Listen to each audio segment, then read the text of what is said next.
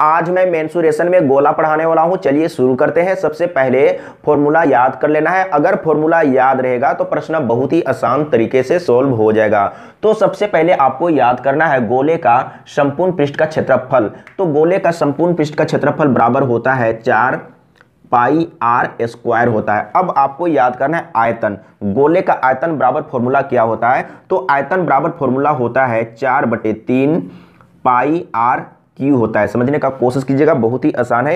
एक बार अच्छा से सीखना है, समझना है, फिर कभी कोई दिक्कत नहीं होगा। अब समझने का प्रयास कीजिएगा।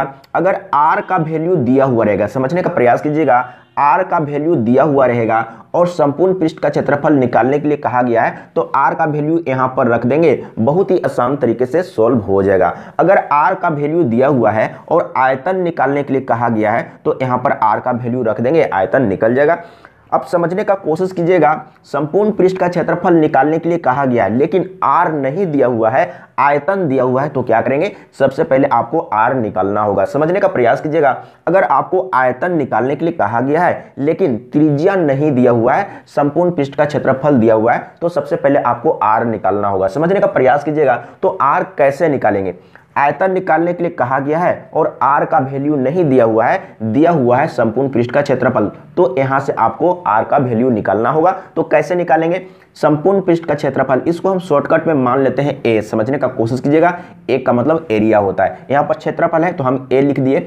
तो क्षेत्रफल बराबर क्या होता है?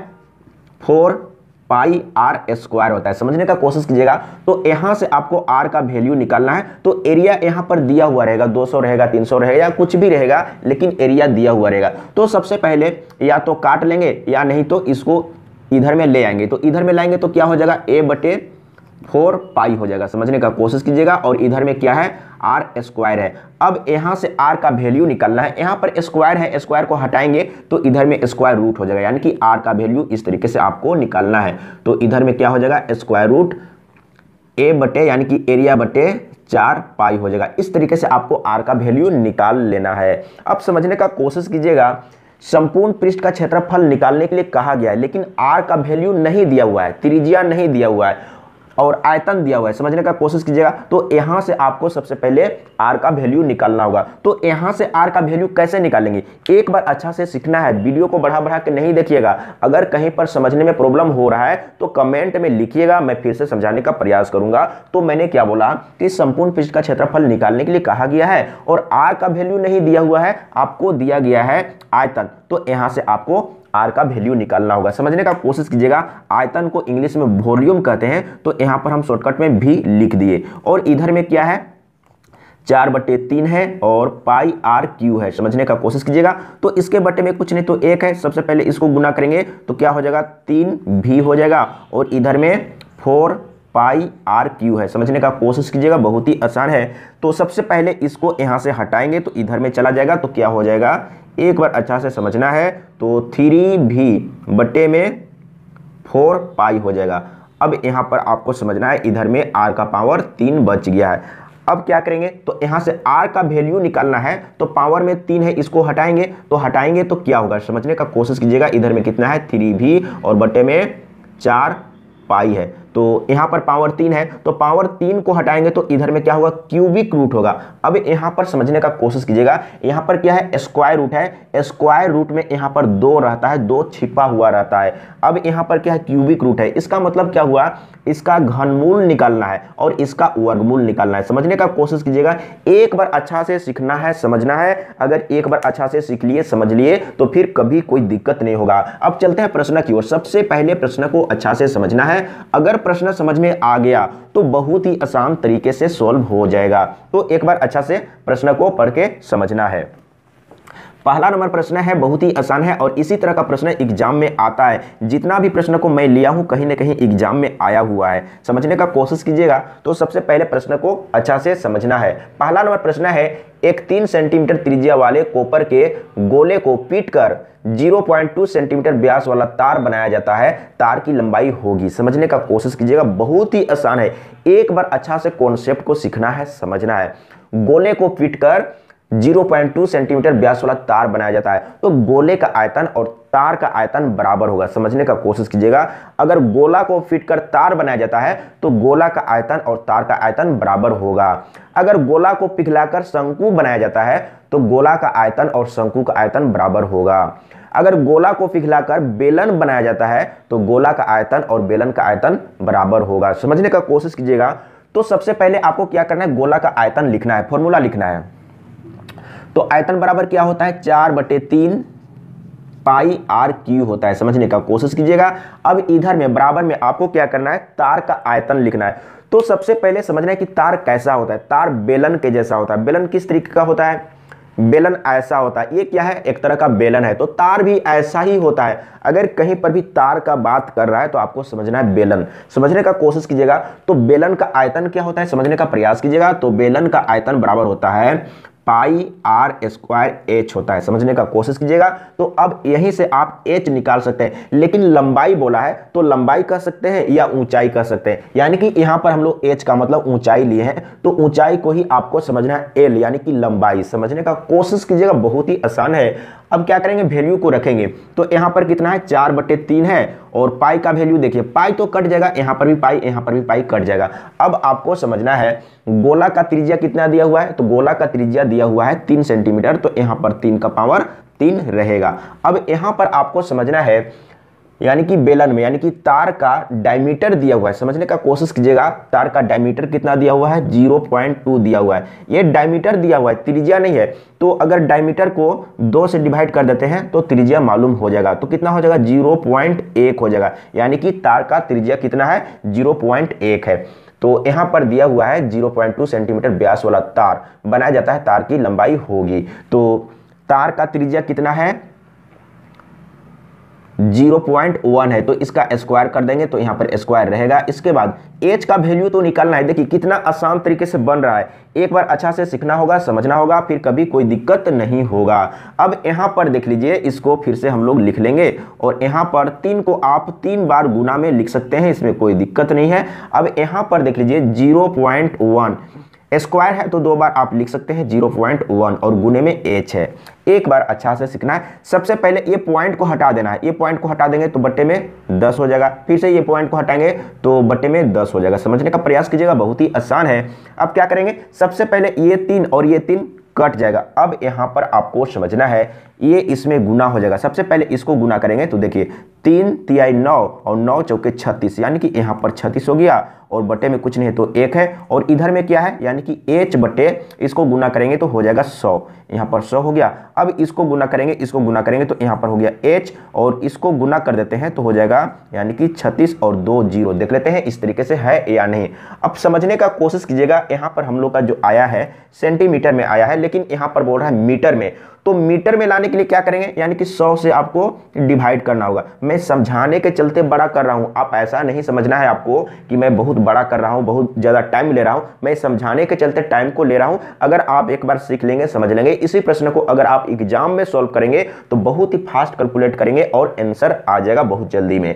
तो यहाँ पर सेंटीमीटर में आया है, अब इसको 100 से डिवाइड कर देंगे तो मीटर में चेंज हो जाएगा। तो देख लीजिए 36 मीटर कहीं पर होगा, तो कहां पर है, डी ऑप्शन सही है। अगला प्रश्न, सबसे पहले प्रश्न को अच्छा से समझना है। अगर प्रश्न समझ में आ गया तो बहुत ही आसान तरीके से सॉल्व हो जाएगा। मैं प्रत्येक बार बोलता हूं, अगर प्रश्न समझ में आ गया तो समझ लीजिए कि आप प्रश्न को 99% सॉल्व कर चुके हैं।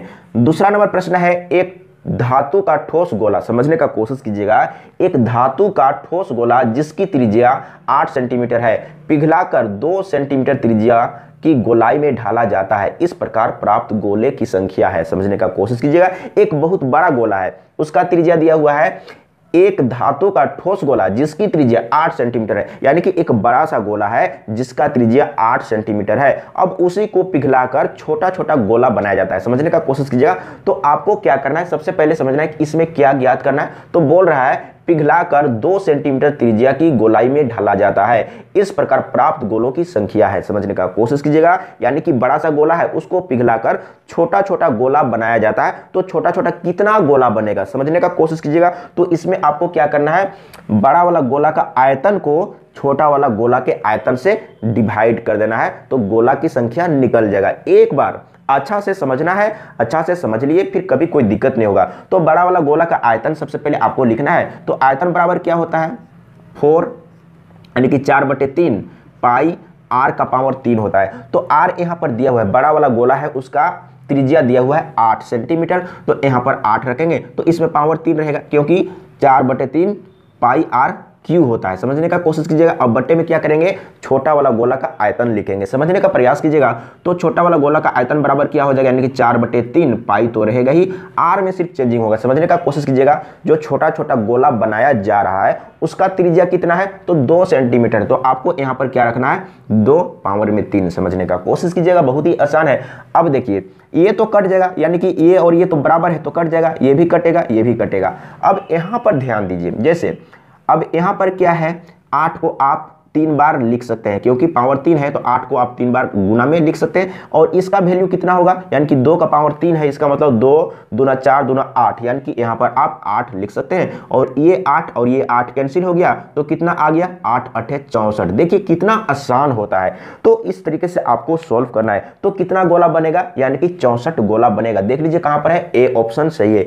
एक बार अच्छा से सीखना है, समझना है। और मैं बार बार कहता हूं, अगर आपको किसी भी तरीके से प्रॉब्लम हो रहा है तो कमेंट में लिखिए, मैं फिर से डिस्कस करूंगा और नया वाला चैनल में अपलोड कर दूंगा। नया वाला चैनल का नाम यहां पर है, यूट्यूब में जाइए, सर्च कीजिए और चैनल को सब्सक्राइब कर लीजिए, तभी आपको वीडियो मिल पाएगा। अब चलते हैं अगला प्रश्न, तीसरा नंबर।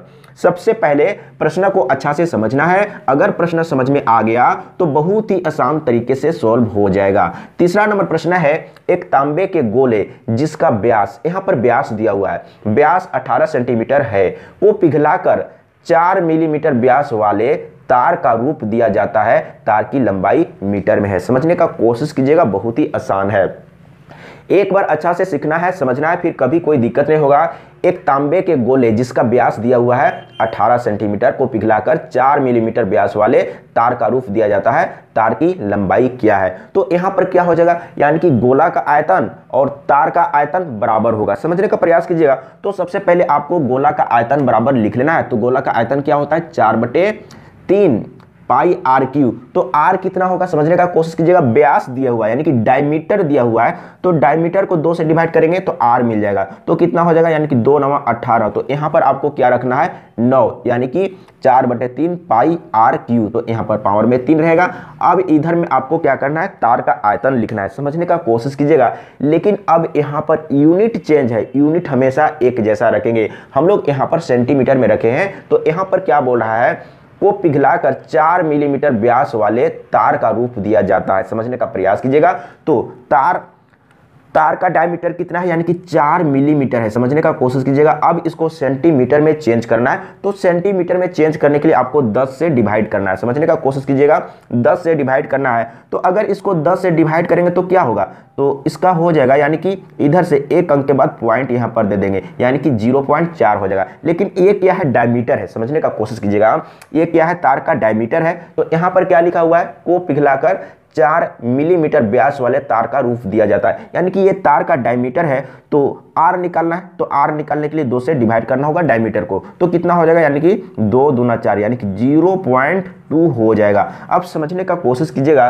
तो यहाँ पर आपको क्या करना है, इधर में तार का आयतन लिखना है। तो तार का आयतन, अब आपको समझना है तार का मतलब क्या, यानी कि सिलेंडर, सिलेंडर का मतलब बेलन, यानी कि बेलन का आयतन यहां पर आपको लिखना है। समझने का कोशिश कीजिएगा।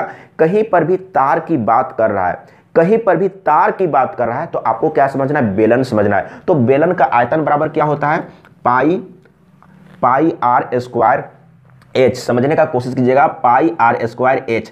अब यहां पर आपको अच्छा से समझना है। तो पाई r का वैल्यू कितना है, यानी कि 0.2 है, तो यहां पर रख देना है 0.2 और यहां पर स्क्वायर रहेगा और गुने में h रहेगा। तो यहां पर लंबाई निकालना है। समझने का कोशिश कीजिएगा, मीटर में निकालना है। तार की लंबाई है, यानी कि तार की लंबाई क्या है, यहाँ पर h है। h का मतलब हाइट होता है, ऊंचाई होता है। तो यहाँ पर आपको लंबाई समझना है या ऊंचाई समझना है, बात एक ही है। समझने का कोशिश कीजिएगा। अगर हम किसी भी चीज को ऐसे कर रखेंगे तो ये लंबाई होगा, अगर हम किसी चीज को ऐसे कर रखेंगे तो ये क्या होगा, ऊंचाई होगा। तो ऊंचाई और लंबाई को आपको एक ही जैसा समझना है।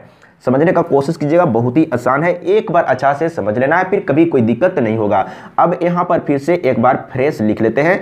तो यहाँ पर देखिए पाई पाई तो कट जाएगा, तो यहाँ पर कट गया। अब यहाँ पर आपको क्या करना है, 9 गुने 9 गुने 9 3 बार लिखेंगे। इसके बाद यहाँ पर क्या हो जाएगा, तो इसको 2 बार आपको लिखना है, तो क्या हो जाएगा, यानी कि 0.2 गुने 0.2 और गुने में h है, h का वैल्यू निकालना है। एक बार अच्छा से सीख लीजिए, समझ लीजिए, फिर कभी कोई दिक्कत नहीं होगा और कैलकुलेशन अच्छा होना चाहिए। अब यहाँ पर आपको कैलकुलेट करना है, जितना जल्दी आप कैलकुलेट करेंगे उतना ही जल्दी आंसर आ जाएगा। समझने का प्रयास कीजिएगा, बहुत ही आसान है। तो सबसे पहले यहाँ से पॉइंट को हटाएंगे, यहाँ पर पॉइंट है तो पॉइंट को हटाएंगे तो क्या हो जाएगा, यानी कि 2/10 हो जाएगा। और यहाँ से पॉइंट को हटाएंगे तो क्या हो जाएगा, यहाँ भी 2/10 हो जाएगा और गुने में h है। और इधर में कितना है, तो इधर में है 4/3 और यहाँ पर 9 गुने 9 गुने 9 है।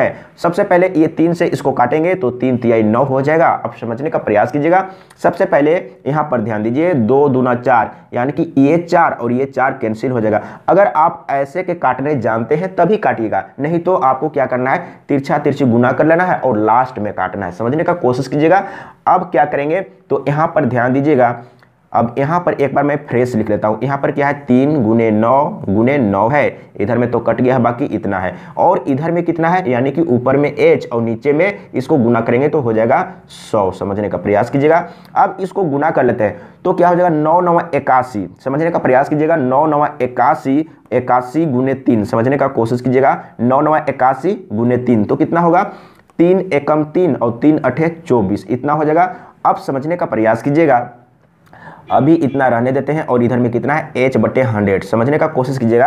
अब h एकम h करेंगे तो यहाँ पर h हो जाएगा, यानी कि लंबाई निकल रहा है, यानी कि हाइट निकल रहा है। अब इसको गुना करेंगे तो कितना हो जाएगा, 243 और 00। लेकिन ये जो आया है सेंटीमीटर में आया है। अब आपको क्या करना है, मीटर में लाना है। तो मीटर में लाने के लिए इसको आपको क्या करना है, 100 से डिवाइड करना होगा। बहुत ही आसान है, देख लीजिए। तो 100 से डिवाइड करेंगे तो ये 2 0, ये 2 0 कैंसिल, यानी कि 2 4 3 आ गया। तो देख लीजिए ये मीटर में है, तो कहां पर है, यानी कि 243। 243 बी ऑप्शन सही है। तो इस तरीके से आपको सॉल्व करना है। मैं समझाने के चलते स्टेप बाय स्टेप समझाया हूं। अगर आप एक बार सीख लेंगे, समझ लेंगे, तो इसी प्रश्न को आप बहुत ही फास्ट कैलकुलेशन कर सकते हैं। अगर कहीं पर भी समझने में प्रॉब्लम हुआ हो तो कमेंट में लिख के बताइएगा, मैं फिर से समझाने का प्रयास करूंगा।